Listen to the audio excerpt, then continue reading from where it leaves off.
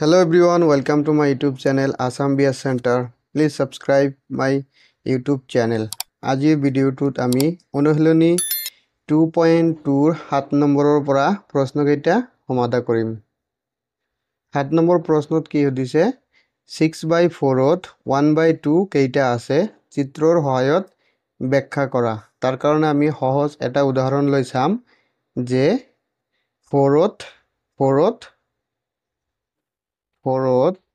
2 কেইটা আছে এটো কেনেকৈ ওলাব 4 হৰণ 2 কৰিলে ওলাই যাব 4 হৰণ 2 2 গুণ 2 2 2 গুণ 4 তেনেহলে 4ত 2 কেইটা আছে দুটা আছে এটো আমি স্বাভাৱিক সংখ্যাৰ কাৰণে ওলাই লৈছো বস্তুটো বুজি পাবৰ কাৰণে যে 4ত 2 কেইটা আছে কেনেকৈ ওলাবা 4ক 2 দি হৰণ কৰিলে কেইটা 2 আছে ওলাই যাব গতিকে এই ভগ্নাংশটো ঠিক তেনেকৈ কৰিম সুধিছে আমাক 6/4 ত 1/2 কেইটা আছে তেনেহলে আমি কি কৰিম 6/4 হৰণ 1/2 কৰিলে 6/4 ত 1/2 কেইটা আছে ওলাই যাব গতিকে কি কৰিম 6/4 হৰণ 1/2 এতিয়া আগৰ প্ৰশ্নবিলাক যেনেকৈ সমাধান কৰিলো 6/4 হৰণ চিহ্নৰ জাগাত পূৰণ চিহ্ন দিলে কি হৈ যাব এটো চেঞ্জ হৈ যাব লবটো হৰ আৰু হৰটো লব হৈ যাব এতিয়া আমি বস্তুটো চালো এটো লগত এটো কাটিব পাৰো কেনেকৈ 2 1 গুণ 2 2 ৰ 2 গুণ 4 কিমান থাকিল ওপৰত থাকিল 6 তলত থাকিল 2 আকৌ কাটিব পাৰো 2 1 গুণ 2 2 3 গুণ 6 গতিকে আমি কিমান পালো 3 পালো তাৰ মানে 6/4 ত 1/2 কেইটা আছে 3টা আছে এতিয়া চিত্ৰৰ সহায়ত আকৌ ব্যাখ্যা কৰিব দিছে এটো আমি চিত্ৰৰ সহায়ত ব্যাখ্যা কৰিব নোৱাৰিম কাৰণ কি কাৰণ হল যে ভগ্নাংশটো তেনেকৈ দিয়া আছে যে 4/6 4/6 তো আমি আঁকিব নোৱাৰো সেই কাৰণে চিত্ৰৰ সহায়ত আমি ব্যাখ্যা কৰিব নোৱাৰিম এনেকুৱা প্ৰশ্নটো অলপ হেৰি আছে যদি এইটো প্ৰশ্ন পৰীক্ষাত আহে তোমালোকে ইমানখিনি কৰি ৰাখি দিবা তাৰ পিছত আমি 8 নম্বৰ প্ৰশ্নখন সমাধান কৰিম প্ৰশ্নটো আছে এখন উৰাজাহাজে 1/5 ঘণ্টাত 200 কিলোমিটাৰ দূৰত্ব গলে 5 ঘণ্টাত উৰাজাহাজখনে কিমান দূৰত্ব যাব তাৰ কাৰণে যি দিয়া আছে হেতু আমি প্ৰথমে লিখিম ইয়াতে লিখিবা দিয়া আছে কি দিয়া আছে এখন উৰাজাহাজে 1/5 ঘণ্টাত 200 কিলোমিটাৰ দূৰত্ব যায় তেনেহলে 1 ঘণ্টাত কিমান কিলোমিটাৰ যাব হেতু আমাক প্ৰথমে ওলাব লাগিব তাৰ পিছতহে আমি হেতুৰ লগত 5 পূৰণ কৰি দিলে 5 ঘণ্টাত কিমান কিলোমিটাৰ দূৰত্ব অতিক্ৰম কৰিব হেতু ওলাই যাব গতিকে 1 ঘণ্টাত কিমান কিলোমিটাৰ যাব ইয়াৰ লগত মনে মনে 1 পূৰণ হিচাপে আছে গতিকে 1 টো যদি ৰাখো 1/5 টো বাওফালৰ পৰা যেতিয়া সোঁফালে যাব হৰণ হৈ যাব 200 হৰণ 1/5 এতিয়া কি কৰিম 200 হৰণৰ জাগাত পূৰণ দিম এটো চেঞ্জ হৈ যাব ওপৰত 5 যাব তলত থাকিব 1 এতিয়া ইয়াৰ তলত মনে মনে 1 আছে লব আৰু লব হৰ আৰু হৰ পূৰণ কৰি দিম কিমান হ'ব 200 পূৰণ 5 কৰিলে কিমান হ'ব 5 আৰু 0 পূৰণ কৰিলে 5 0 গুণ 0 আকৌ 5 0 গুণ 0 5 ৰ 2 গুণ 10 কিমান ওলাল তলত 1 আছে 1 টো লিখিব নালাগে 1 ঘণ্টাত উৰাজাহাজটো কিমান কিলোমিটাৰ গল 1000 কিলোমিটাৰ এতিয়া আমি ওলাম যে 5 ঘণ্টাত উৰাজাহাজটো যায় কিমান হ'ব 5 পূৰণ 1000 কিলোমিটাৰ তাৰ মানে এটো 1 ঘণ্টাত কিমান কিলোমিটাৰ যায় হেতু ওলাইছো এতিয়া 5 ঘণ্টাত কিমান কিলোমিটাৰ যায় হেতু কেনেকৈ ওলাম জাস্ট 5 টো দি পূৰণ কৰি দিম তেনেহলে 5 পূৰণ 1000 কিমান হ'ব 5000 কিলোমিটাৰ এটি হ'ব উত্তৰ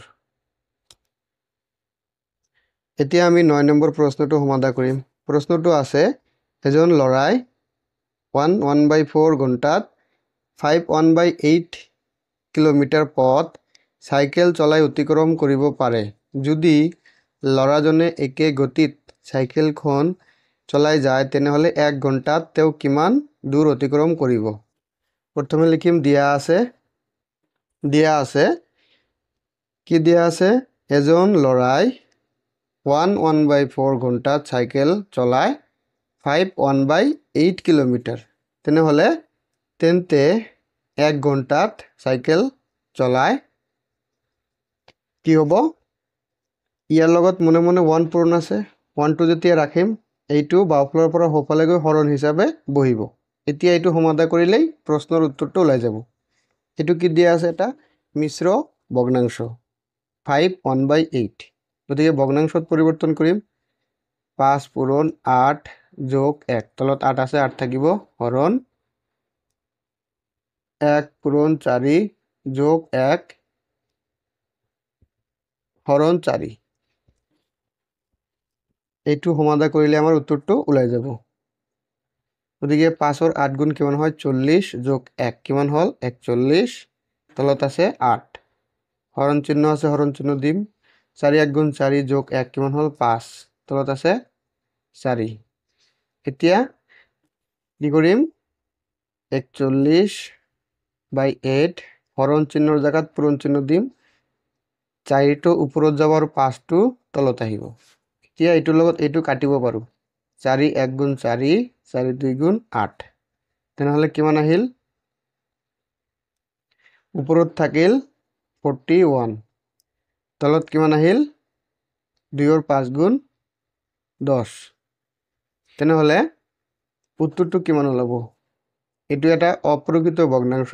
এতিয়া অপ্ৰকৃত ভগ্নাংশটো যদি মিশ্ৰ ভগ্নাংশত পৰিৱৰ্তন কৰোঁ কিমান হ'ব? 41 হৰণ 10 কিমান বাৰ যাব? মেক্সিমাম 4 বাৰ যাব। 4 বাৰ গ'লে 4 10 গুণ 40, 41ৰ পৰা 40 গ'লে 1 থাকে। গতিকে ইয়াৰ মিশ্ৰ ভগ্নাংশটো হ'ব 4 বাকশেষ আছে 1, তলতে 10 আছিল, 10 থাকিব। কিমান? কিলোমিটাৰ। তাৰমানে ল'ৰাজনে কি কৰিব? 1 ঘণ্টাত চাইকেল চলাব কিমান কিলোমিটাৰ?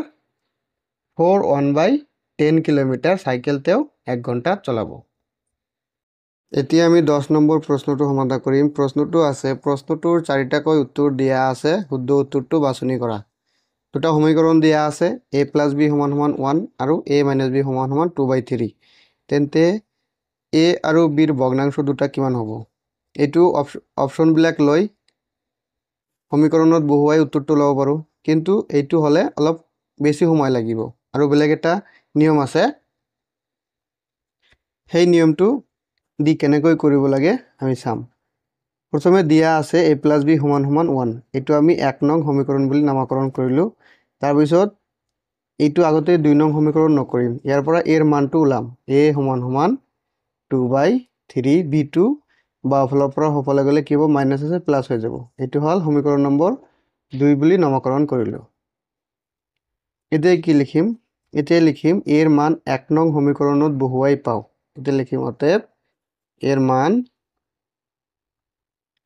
1 নং সমীকৰণত বহুৱাই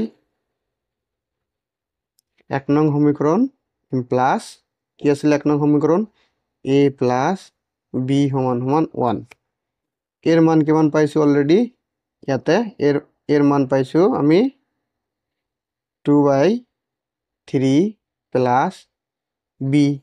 তাৰপিছত ইয়াতে প্লাছ আছিলে, প্লাছ হ'ব, আকৌ b আছে, b হ'ব, সমান 1 আছে, 1 হ'ব। গতিকে 2/3 b + b কিমান হ'ল? এটা b আৰু এটা b যোগ কৰিলে 2b হৈ যাব।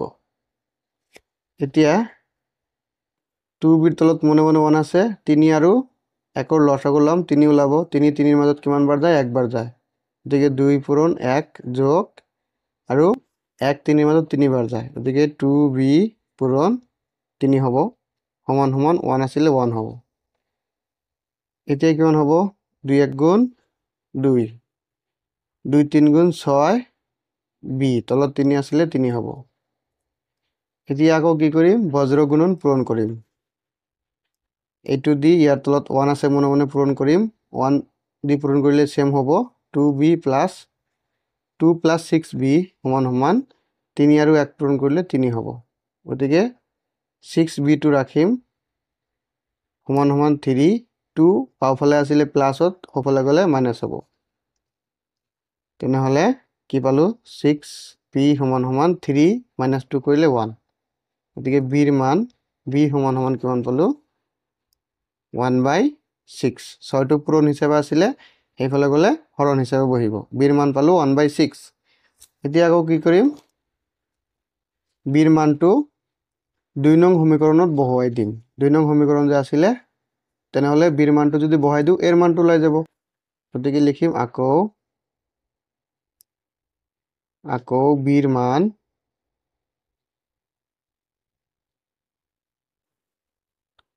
2 নং সমীকৰণত